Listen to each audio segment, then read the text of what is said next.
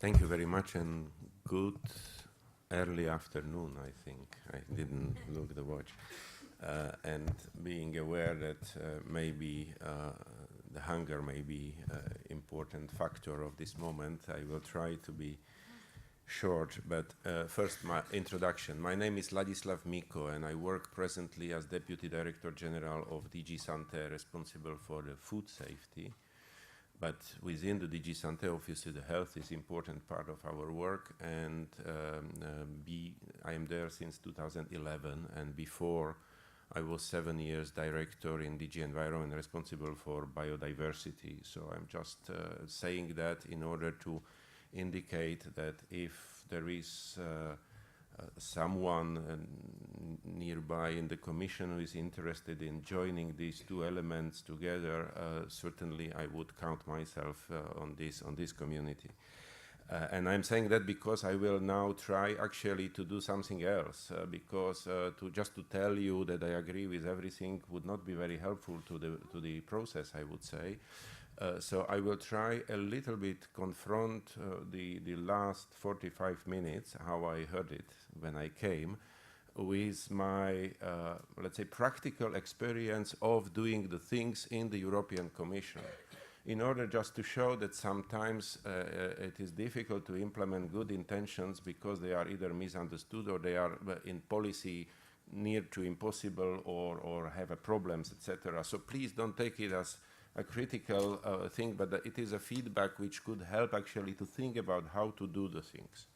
And I will start with the One Health as such. I mean, the concept of One Health. I mean, if I never heard about that and I only came to this meeting here, I would have a feeling from your conclusions that this is something what is just rising, which was never used, which is new to most of the population. And I mean, I am saying my feeling.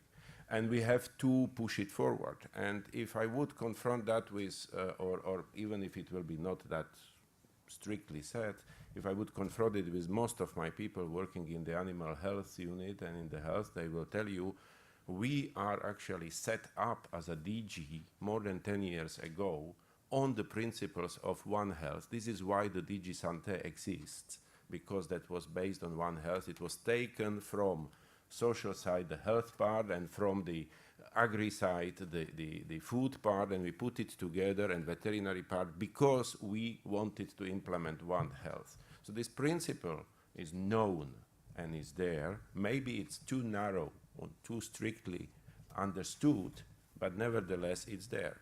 On top of it, we have, I will just remind it, I'm sorry, I am the bureaucrat, so maybe that makes me a little bit boring, but we have a treaty, on the functioning of European Union, and it has its Article 168.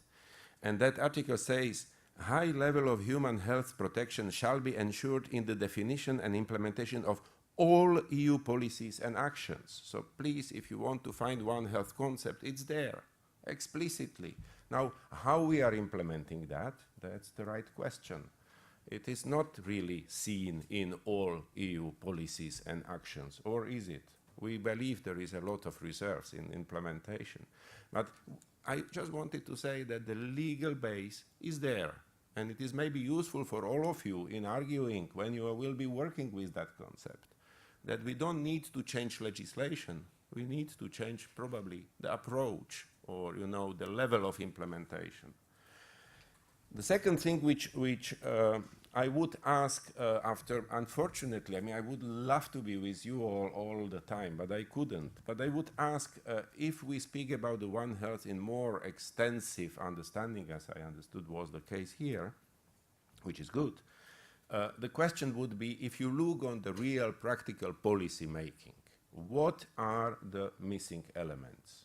Is it rather something concrete like, I don't know, legislation, policies, whatever, or is it a general approach, way of thinking, putting things together? I tend to believe it's rather the second, but the problem is, and this now comes, and it was a very nice summary which I heard here, it comes to the real situation now in the European Commission, but I believe national administrations everywhere. They are in the time of restriction, cutting the resources, cutting the funds. That's one fact. The second fact is they are vertically built, okay? And they are hierarchical. So these are clear definitions of administrations. Now, how to implement this overarching horizontal approach in these conditions where I can assure you every director, every head of unit, every director general is asked, do what is in your description, cut everything what is on the borders. We don't have capacity, we don't have money, we are not able to do too much beyond, because we first have to ensure our core business, and only then, if there is a capacity left, we can do for the others. This is the real world, and this is not unwillingness. I want to stress that 3 times. But the problem is, I mean, when I try to push, for example, the link between the biodiversity and One Health into our work, I am asked by my colleagues, okay, let's say that we will spare some time for it, what it should be, what is the missing element, what is not yet done in DG Environment or DG Agri or DG Sante. So how, what is actually, let us know. And this is very difficult to define. So I mean, all input from here would be mostly welcome, just to be able to define the work which should be added on what we are, because basically on the individual concrete examples, which I heard even today, we can quite say, yes, we are caring about that, we are doing that. But still not what you all feel it's not what it should be, right?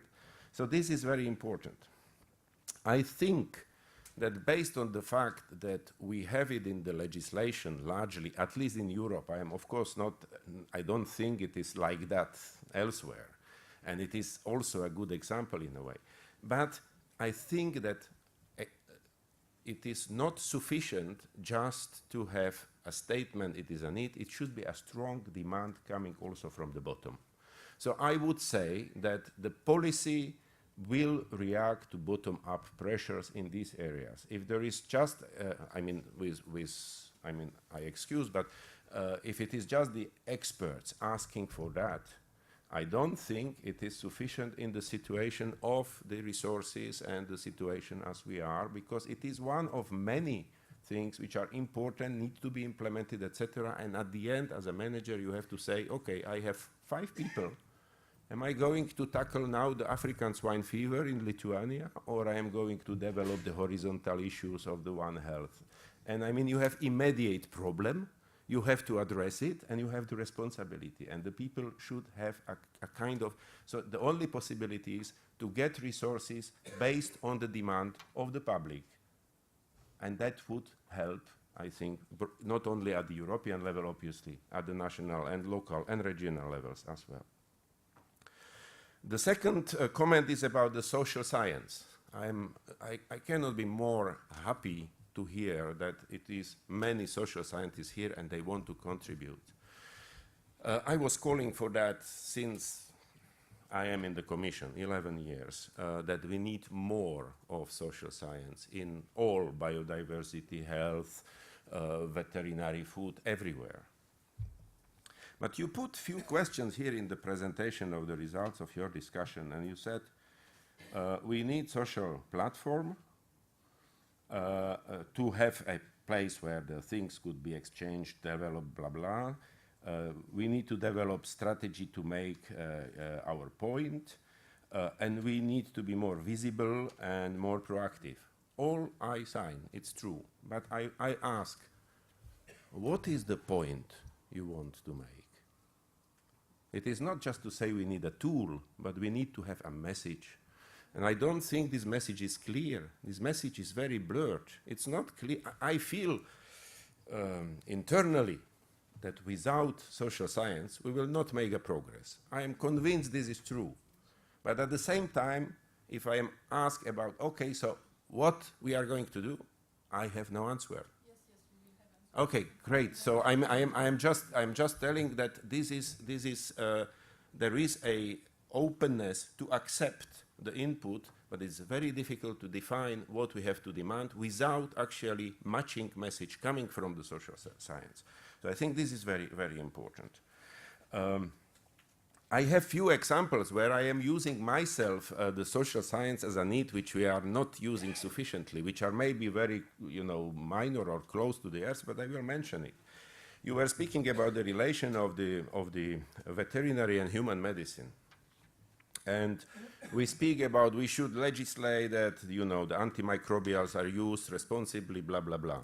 This is big policy. This is now one of our biggest priorities, by the way. So this is demonstrating One Health being highly on the agenda. But at the end, you come to the conclusion, if you really analyze the situation, that we don't need to do that much in legislation. All is there. The point is that we say it should be only used if it is prescribed. That's the starting point of antimicrobial resistance. And now we have to work with vets and medical doctors not to prescribe if it is not needed, because there is nobody who can check them if they are really proper in that. We just see the overall consumption. And there is a pressure of public. Public is demanding, do something. And I will go to a very bad examples. It is very difficult to say we are not going to tackle malaria or we are not going to tackle whatever, So there is incredible pressure from the public and they react. And there is incredible pressure from producers of chicken, if I say it from the other side. And it is a lot of money in it, and it is jobs in it, etc., etc. And now how to address that we shift the thinking of the people that they collectively would like to go on the path which is more complicated, difficult, potentially with economic impact, because in long term it will pay off in One Health concept. And for that, I cannot imagine without social science and behavioral science we can make any progress. This is the very clear example. The second example is, it was several times used here. Am I too long or? No. We have the whole afternoon. Yeah, no. I am in my point 8 and I have 11 points. The second thing is, and you used it several times, science-based decision-making, science-based policy, etc. We are at present in a crisis of this concept. I never said it that bluntly, but I think this is the reality.